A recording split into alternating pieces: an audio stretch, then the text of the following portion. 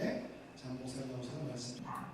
그는 40일 동안 그들에게 여러 차례 나타나시고 하나님 나라에 관한 일들을 말씀하셨습니다. 예수께서 사도들과 함께 잡수실 때 그들에게 이렇게 공부하셨습니다. 너희는 예루살렘을 떠나지 말고 내게서 들은 아버지의 약속을 기다려라. 요한은 물로 세례를 주었으나 너희는 여러 날이 되지 않아서 성령으로 세례를 받을 것이다. 예, 감사합니다. 예, 할렐루야. 오늘 우리 요르단 타이완 목장 헌신예배 오신 모든 성도님들 진심으로 환영하고 또 축복합니다. 오늘 말씀의 제목은요, 약속을 기다리라 라는 제목으로 잡았습니다. 여러분, 무엇인가를 기다리는 것이 참 힘든 게 우리 현실인 것 같아요. 요즘 우리가 살고 있는 시대는 속도에 관련된 그런 시대이기 때문에 이 기다린다는 것이 정말 어울리지 않는 것 같습니다.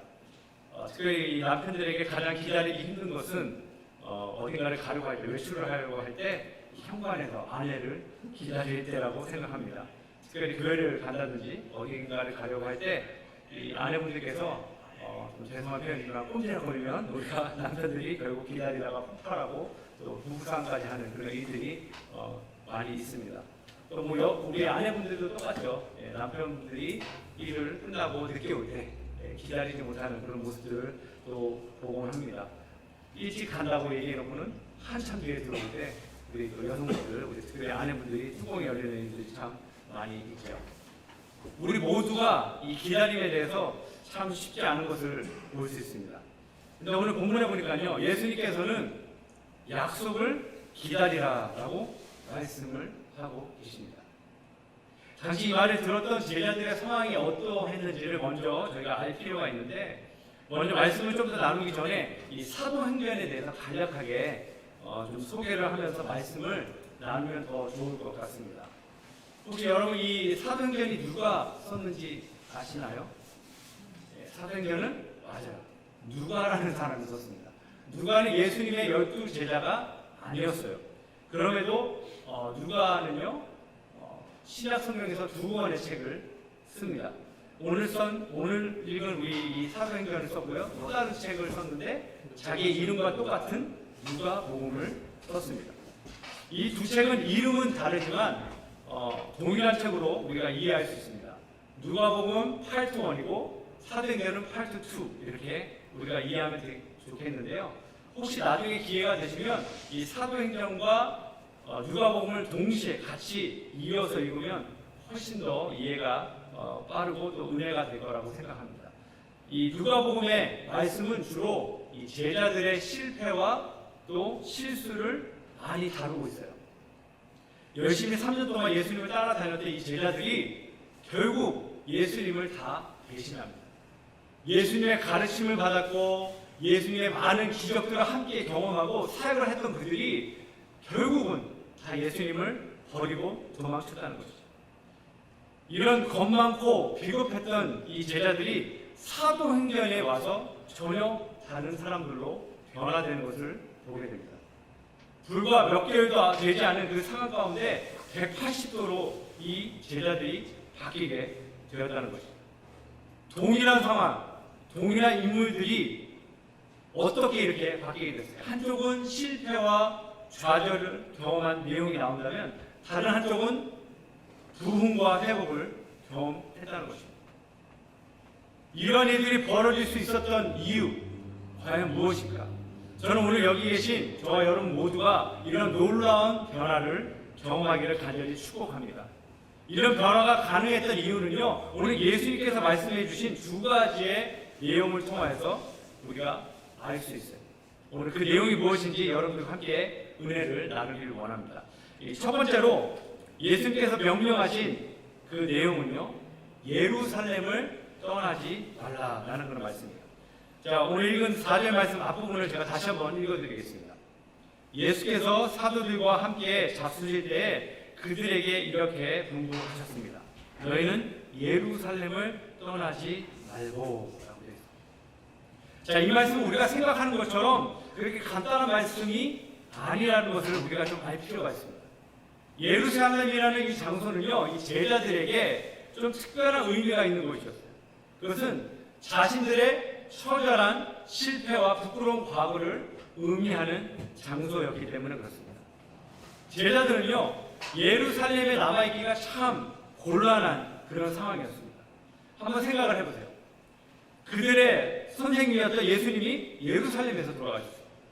또 예수님을 죽였던 모든 리더들, 또 종교 지도자들, 이들이 다 거기에 그대로 있었어요. 또 많은 사람들이 이 제자들이 누군지를 알고 있는 그런 상황이었습니다. 마치 이 죄를 지은 사람이요, 다른 곳으로 도망가야 되는데 지금 자기를 가장 잘 아는 고향에 남아있는 그런 것과 같은 의미로 우리가 이해할 수 있습니다. 하루빨리 이들은 이 예루살렘을 벗어나고 싶었는데 오늘 예수님께서 그들에게 떠나지 말라라고 얘기를 하셨다는 거예요. 왜 예수님께서 예루살렘을 떠나지 말라라고 말씀하셨을까? 저는 이 말씀을 좀 묵상하는 가운데 한 가지가 좀 중요한 사실을 발견하게 됐는데, 그것은 제자들의 실패와 두려움을 해결하기 원하시는 하나님의 뜻이 있다는 사실을 좀 생각하게 됐습니다. 여러분, 우리가요, 어떤 일을 하기 전에 우리 안에 두려움이나 실패가 있으면 그 사람은 그 어떠한 일도 감당할 수 없습니다. 사람마다 본인이 두려워하고 또 크게 실패했던 그런 경험들이 있을 겁니다. 어떤 분에게는 인간관계에서 거절과 상처를 맛보고 가장 두려워하는 부분이 그 부분일 수 있어요. 어떤 사람에게는 재정적인 실패로 인해서 큰 두려움을 경험하는 그런 분도 있을 것입니다. 어떤 사람에게는 학업에서 큰 실패를 맛보고 또 학교에 대한 그런 두려움이 있는 분도 있습니다. 사람은 누구에게나 이런 실패를 통한 두려움이 있다는 것입니다. 저에게도요, 실패로 인한 두려움이 여러 번 있었습니다. 근데 그 중에 한 가지가 신학교 때 있었어요. 제가 신학교 다닐 때 열심히 공부하면서 또 사역도 같이 병행했는데 한 학기를 완전히 망친 그런 일이 있습니다. 그때 빨리 공부를 마치고 싶은 마음에 무리하게 제가 아주 중요한 과목들을 한꺼번에 많이 들었거든요. 그러면서 또 사역도 열심히 하고 결국은 저는 할 수 있다라고 생각했는데 완전히 그 학기와 학점까지 다 날려버리는 그런 큰 실패를 경험했습니다. 그날 제가 너무나 제 자신이 초라하고 한심해 보이더라고요. 가만히 있을 수가 없었어요. 그래서 그날 원래 제가 이제 맡은 사역이 있었는데 담당하시는 집사님께 양해를 구하고 제가 그날 밤 9시에 무작정 운전을 하고 그 당시에 제가 있었던 그 교회가 기도원이 있었어요. 기도원으로 그냥 갔어요. 가는데 정말 캄캄한 밤에 산길을 운전하면서 가는 거예요. 앞에도 깜깜하고 옆에도 새까맣고 앞에 헤드라이트가 비춰지는 그 길만 한참 운전하면서 이렇게 가는데 그때 제가 아직도 생각이 나요. 제 안에 들었던 생각이 과연 나는 어떻게 될까? 나는 이 신학교를 마칠 수 있을까? 나는 목사가 될 수 있을까? 나는 정말 이 사역을 감당할 자격이 있나? 라는 그런 생각이 들면서 깊은 좌절과 절망, 두려움이 계속 저를 강하게 짓눌렀던 그런 경험이 있습니다. 이스라엘 백성들을 이끌고 가나안 땅으로 들어갔던 이 여호수아도 한 번의 실패를 통하여서 큰 좌절과 두려움을 경험했습니다. 그는요, 첫 번째 성이었던 여리고 성은 참 놀랍게 승리를 거두었어요. 기적적으로. 근데 그 다음 성이었던 아주 작은 성, 아이성에서 결국 첫 패배를 경험합니다. 이때 여호수아가 너무나 낙심하고 절망하면서 하나님 앞에서 이렇게 얘기를 했어요. 여호수아 7장 10절 말씀에 보면 주 하나님, 우리 백성을 요단강 서쪽으로 잘 건너가게 하시고는 왜 우리를 아모리 사람 손에 넘기어 멸망시키려 하십니까? 차라리 우리가 요단강 동쪽에서 그대로 살았더라면 좋을 뻔하였습니다. 지금 여기 보면 여호수아는요, 전쟁에서 첫 번째로 진 전쟁이에요. 이게 처음이자 마지막이었어요. 그 다음은 지지도 않았어요.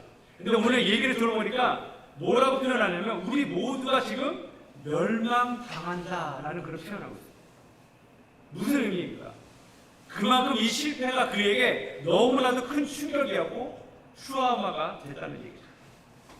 근데 정말 그가 말한 것처럼 여호수아가 완전히 실패했습니까? 아니죠.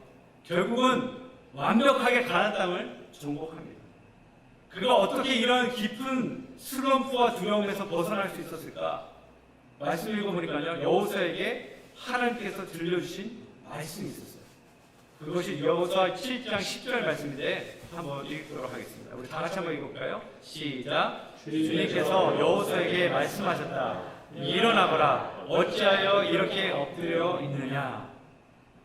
지금 하나님께서 여호수아에게 다시 일어나 싸우라고 얘기하는 거예요. 절망하고 실패했기 때문에 무너진 것이 아니라 다시 여호수아야 일어나라. 용기를 내라. 내가 너와 함께 한다 라고 얘기를 해요. 이 음성을 들었던 여호수아가 다시 한번 힘을 내서 용기를 내서 정말 하나님의 말씀대로 싸워 결국은 가나안 땅을 차지하게 되었습니다. 아까 말씀드린 저의 경우도 이와 마찬가지예요. 여러분, 제가 신학교를 졸업했을까요? 안 했을까요? 예. 했으니까 제가 목사가 됐죠. 예. 안 그랬으면 제가 못했겠죠. 예. 졸업한 지 벌써 한 10년이 넘었더라고요. 그러니까 동일하게 그때 일을 다시 한번 이렇게 돌아보니까요. 제가 그때 기도원에 도착해서 방에 들어갔어요. 방에 들어가서 너무 절망스러우니까 그냥 아무것도 하기 싫더라고요. 그냥 뭐 자다가 또 말씀 읽다가 기도하다 졸다가 막 그러면서 밤을 지새우는데 그때 제가 정말 어떻게 말씀 읽었는데 루키 말씀 읽게 됐어요. 그 말씀 가운데 루시라는 여자가 여인이 이 모압 여인이었잖아요. 근데 이 여인이 정말 남편도 없이 시어머님 모시고 외지에 와서 살게 돼요. 정말 실패한 인생이에요. 완전히 더 이상 절망적이고 이보다 더 최악의 경우는 없는데 그때 이 루시라는 여인은 하나님께서 정말 놀라운 은혜를 베푸시고 역전의 삶을 살게 해요. 그래서 그 말씀 읽는데 하나님 정말 제 마음에 그런 마음을 주시는 거예요. 창호야, 염려하지 마라. 내가 정말 룩처럼 이런 완전히 밑바닥 절망적인 상황 속에서 내가 얼마든지 이렇게 역전시켰던 것처럼 너의 인생도 내가 그렇게 바꿔줄 것이다 라는 그런 위로와 격려를 해주시는 그런 메시지를 들으면서 제가 회복됐던 그런 경험이 있습니다. 저는 오늘 이 말씀을 나누면서 여러분들께도 동일한 질문을 드리고 싶어요. 혹시 여러분의 예루살렘은 어디입니까? 여러분들의 실패는 무엇이고 정말 두려움은 무엇입니까? 이 시간 다시 한번 주님 앞에 그 모든 것을 내어 맡기면서 하나님의 도우심을 구하시는 저와 여러분 모두가 되기를 간절히 소망합니다. 우리의 실패와 절망의 자리에서 하나님의 음성을, 하나님의 말씀을 들을 때 우리의 회복이 시작될 줄 분명히 믿으시길 바랍니다. 하나님의 미래의 말씀을 듣고 다시 한번 나의 실패의 자리, 또 나의 부끄러웠던 과거의 자리에서 담대히 일어나서 용기를 회복하시는 저와 여러분 모두가 되기를 주님의 이름으로 간절히 축복합니다. 첫 번째 말씀은 바로 예루살렘을 떠나지 않는 것이 그 비결이고요. 두 번째, 예수님께서 명령하신 내용이 무엇인가? 아버지의 약속을 기다리라는 것입니다. 자, 오늘 본문 말씀이 4절 후반부인데요. 다시 한번 제가 읽어드릴게요. 내게서 들은 아버지의 약속을 기다려라 라고 말씀합니다. 지금 예수님께서 제자들에게 하나님 아버지께서 그들에게 약속하신 것을 기다리라고 지금 알려주시는 거예요. 여기서 잠시 우리가 두 가지로 좀 생각할 부분이 있는데 한 가지는 약속의 내용이고 다른 한 가지는 약속을 이루는 장소에 대한 그 내용입니다. 먼저 장소에 대한 부분을 좀 생각하면 오늘 이 장소, 약속가 이루어지는 곳이 어디라고 얘기하고 있습니까? 좀 전에 살펴본 대로 예루살렘이라고 얘기하고 있습니다. 왜냐하면 예수님께서 분명히 제자들에게 예루살렘을 떠나지 말라라고 얘기하셨기 때문에 장소는 바로 예루살렘을 얘기하는 것이죠. 자, 그렇다면 약속의 내용이 이것이 참 중요한데 이 내용이 무엇인가? 간략하게 말씀드리면 성령님을 얘기해요. 성령님. 우리가 이제 성경을 두 곳을 좀 찾아서 읽을 텐데 좀 여러분들에게 부탁을 드릴게요. 먼저 요엘 2장 28절을 우리 자매님들이 좀 읽어주시고요. 사도행전 2장 17절은 우리 남자분들이 읽도록 하겠습니다. 먼저 요엘서 2장 28절 말씀을 우리 여성분들 한번 읽어주세요. 시작. 들어갑니다. 우리 아들 딸들은 미안하고 노인들은 꿈을 꾸고 늙은이들은 환상을 꿀치라. 아멘. 자, 이번에는 사도행전 2장 17절 우리 남성분들 읽겠습니다. 시작. 하나님께서 말씀하신다. 마지막 날에 나는 내 영을 모든 사람에게 부어주겠다. 너희의 아들들과 너희의 딸들은 예언을 하고 너의 젊은이 때는 환상을 보고 너의 늙은이 때는 꿈을 꿀 것이다. 네. 자, 이 말씀은요, 지금 신약과 구약의 동일한 말씀이 나오고 있어요. 이 얘기는 무엇이냐? 하나님 아버지께서 구약 시대부터 이미 이스라엘 백성들에게 예언으로 말씀하신 그 내용이라는 것이죠. 이 사도행전 2장 말씀은요, 베드로가 사람들에게 말씀을 선포할 때 인용했던 그 내용이에요. 베드로가 자기가 임의대로 얘기한 것이 아니라 성령께서 베드로를 사용하셔서 예전부터 하나님께서 약속하신 그것을 알려준 거예요. 그 내용이 무엇이냐면 바로 성령 하나님, 성령의 충만함이, 성령께서 임하시면 너의 삶이 변화될 것이다. 놀라운 하나님의 능력을 체험하게 될 것이다 라는 그 내용을 선포하고 있는 거예요. 그래서 우리가 아버지의 약속을 기다린다는 것은요, 너무나도 큰 축복이에요. 그 약속은 헛된 약속이 아니에요. 우리에게 가장 좋은 것을 예비하시고 약속하신 그 내용이기 때문에 그렇습니다. 마치 아버지가 우리 자녀들에게 가장 좋은 것을 선물하듯이 지금 하나님께서도 이스라엘 백성들 또 우리에게 가장 좋은 것을 주시기 위해서 약속하신 내용이 바로 오늘 이 말씀이에요. 자, 그렇다면 여기서 중요한 내용이 하나가 또 나오는데, 하나님께서 약속하신 이 성령, 이것과 예루살렘은 도대체 무슨 관계인가? 이 부분이 참 중요합니다.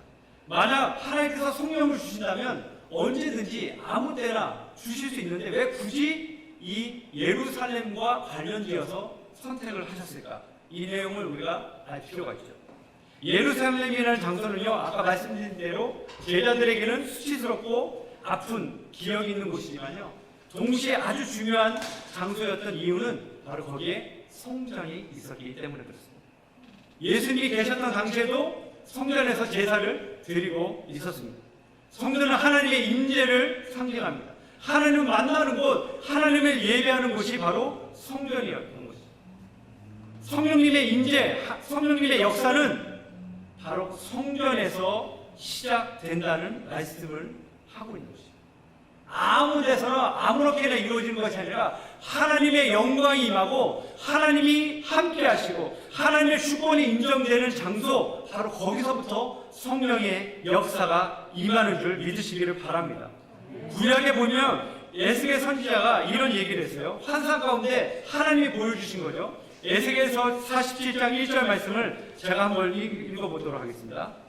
그가 나를 데리고 다시 성전 문으로 갔는데 보니 성전 정면이 동쪽을 향하여 있었는데 문지방 밑에서 물이 솟아나와 동쪽으로 흐르다가 성전의 오른쪽에서 밑으로 흘러내려가서 제단의 남쪽으로 지나갔다. 그러면서 이 물이 점점 늘어나면서 발목, 무릎, 허리, 그 다음에 헤엄칠 수 있을 정도로 많은 물로 불어났다라고 얘기합니다. 그러다가 47장 8절에 또 이런 얘기가 나와요. 자, 여러분들 한번 읽어주십시오. 47장 8절 시작. 그가 나에게 알려주었다. 이 물은 동쪽 지역으로 올라가서 아라바로 내려갔다가 가도로 들어갈 것이다. 이 물이 가도로 들어가면 죽은 물이 살아날 것이다. 네. 자, 여기서 계속 물이 나오고 있어요. 물이 성전에서부터 흘러나와서 물지방을 지나고 또 동쪽으로 갔다가 아라바로 갔다가 바다로 갔다, 뭐 이런 얘기를 하고 있어요. 이게 도대체 무슨 얘기인가 우리가 좀 쉽지 않은데, 이 물이 바로 성령 하나님을 얘기합니다. 그러니까 성령 하나님이 어디서부터 시작됐는가? 바로 성전에서부터 시작됐다는 거예요. 성전은 바로 오늘날로 얘기하면 교회를 얘기합니다. 교회 가운데 하나님의 임재와 영광이 있는 이곳에서 우리가 하나님을 찬양하고 예배할 때 성령 하나님께서 임하신다는 말씀이에요. 오늘날 많은 분들이 정말 교회를 향해서 손가락질 하잖아요. 교회의 부정된 어떤 잘못된 부분들을 보면서 교회를 떠나는 그런 안타까운 일들이 우리 가운데 벌어지고 있습니다. 그런데 재밌는 것은 제자들이 있었던 당시에도요, 성전은 참 많은 문제가 있었습니다. 부정부패가 있었고 제사장들이 자기 마음대로 무엇인가를 갈취하고 또 도둑질하는 그런 일들이 있었어요. 부정한 곳이었어요, 어떤 면으로 보면. 그럼에도 불구하고 지금 예수님께서 뭐라고 얘기하시는가? 너희는 예루살렘을 떠나지 말라라고 얘기합니다. 성전을 떠나지 말라는 얘기죠. 하나님의 임재가 있는 성전을 떠나지 말라라고 얘기하는 그 이유가 무엇인가? 다른 것이 아니에요. 하나님께서 그곳에서 새로운 일을 행하시겠다라고 말씀하셨기 때문에 그렇습니다. 여러분 믿으십니까? 오늘 교회도 마찬가지예요. 우리가 교회를 봤을 때 소망이 없어 보여요. 많은 문제가 있습니다. 정말 세상 사람들이 얘기하는 것처럼 부족함이 있고 정말 어떤 부분에서는 정말 너무나도 모자라는 그런 부분들이 있어요. 하지만 오늘 주님께서 우리에게 들려주실 말씀 무엇이냐? 우리가 이 교회에 모여서 하나님 앞에 예배하고 기도하고 찬양하고 하나님을 높여드릴 때 바로 그 순간에 성령의 역사가 임하는 줄 분명히 믿습니다. 하나님이 오늘 우리에게 약속하시는 말씀이에요. 우리의 힘으로 한다는 것이 아니라 바로 하나님을 의지할 때 성령께서 우리 가운데 임하실 때 그러한 놀라운 역사가 나타나게 될 줄 분명히 믿으시기 바랍니다. 성령 하나님은요 어떠한 일을 하시는가? 우리로 하여금 하나님을 올바르게 만나고 알게 도와주시는 분이세요. 또 예수님이 누군지를 깨닫게 해주시고 우리 안에 확고한 믿음을 주시는 분이 바로 성령 하나님이십니다. 성령님을 경험하지 못하면 우리의 잘못된 것에 우리의 관심을 갖게 돼요. 오늘 제자들도 좀 그런 부분들이 있었어요. 오늘 사도행전 읽지 않았지만 1장 6절에 이런 말씀이 나옵니다. 제자들이 예수님께 질문한 내용이요.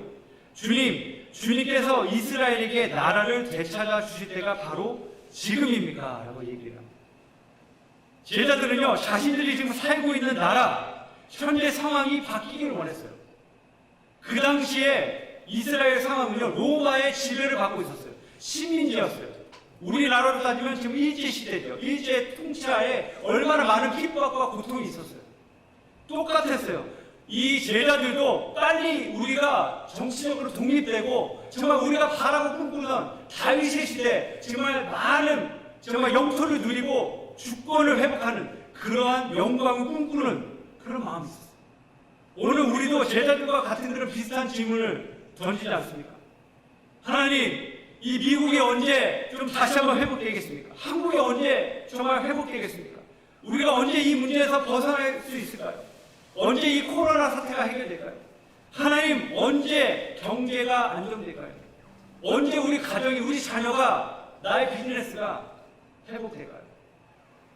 우리의 관심은 지금 우리에 처해 있는 이 상황에 초점을 맞추고 있습니다. 청소년 사역을 하시는 한 목사님의 이야기를 제가 들었어요.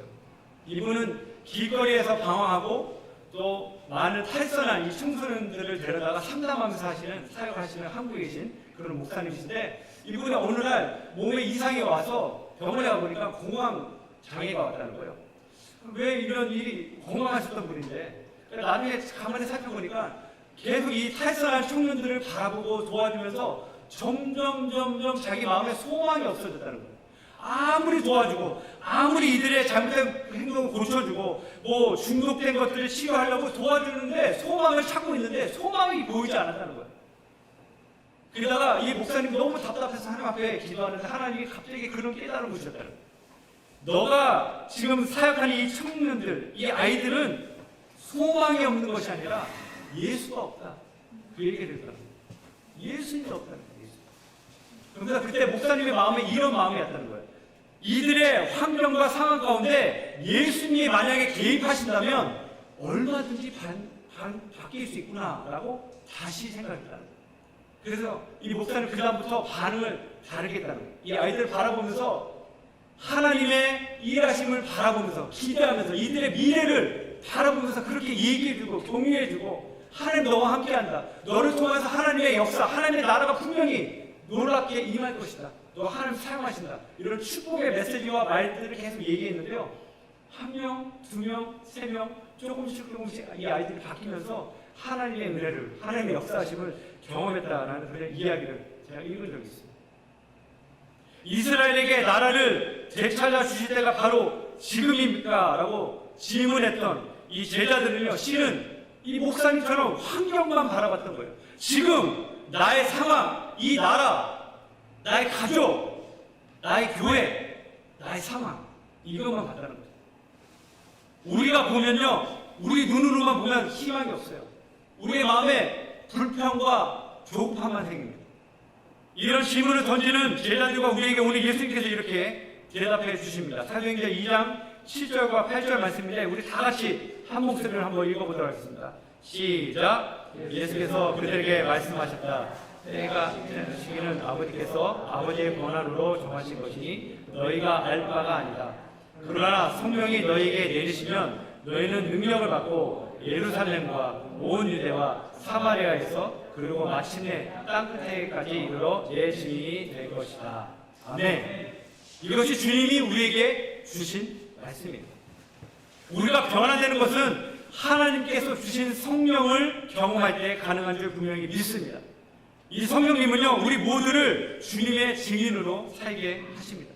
내가 강하든 약하든, 내가 똑똑하든 무식하든, 내가 부유하든 가난하든, 나의 처한 상황과 환경에 상관없이 얼마든지 우리를 변화시키시며 복음의 증인으로 살게 하심을 믿으시기를 바랍니다. 자, 그렇다면 마지막으로 이 성령을 우리가 어떻게 만날 수 있을까요? 그 답을 우리 누가복음 11장 13절에서 찾을 수 있습니다. 역시 우리 다 같이 한번 읽어보도록 하겠습니다. 시작. 너희가 악할지라도 너희 자녀에게 좋은 것들을 줄 알거든 하물며 하늘에 계신 아버지께서야 구하는 사람에게 성령을 주시지 않겠느냐. 아멘. 자, 여기서 여러분 중요하게 깨닫는 것 하나가 있어요. 무엇이냐면 우리가 아버지의 약속을 기다릴 때, 바로 성령 하나님을 기다릴 때 반드시 해야 할 일이 기도라는 거죠. 기도. 오늘 여기 이렇게 나오잖아요. 하늘에 계신 아버지께 구하는 사람에게 성령을 주시지 않겠느냐. 구한다는 말이 기도한다는 거예요.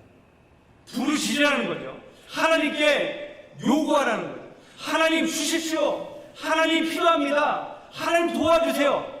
이게 바로 기도라는 거예요. 여러분, 오순절 성령 강림 사건이 언제 일어났죠? 120명의 성도님들이 한자리에 모여서 나가의 다락방에 모여서 한자란 마음으로 주 앞에 기도할 때 그때 성령께서 임하셨습니다. 바로 오늘 우리가 해야 될 일이 이거라고 저는 분명히 믿습니다. 함께 모여 간절하게 기도할 때 성령의 충만함이 우리 교회 가운데, 우리 목장 가운데, 우리 개인의 삶 속에 임할 줄 분명히 믿습니다. 제가 오늘 이 말씀을 준비하면서 갑자기 기억나는 사진이 있었어요.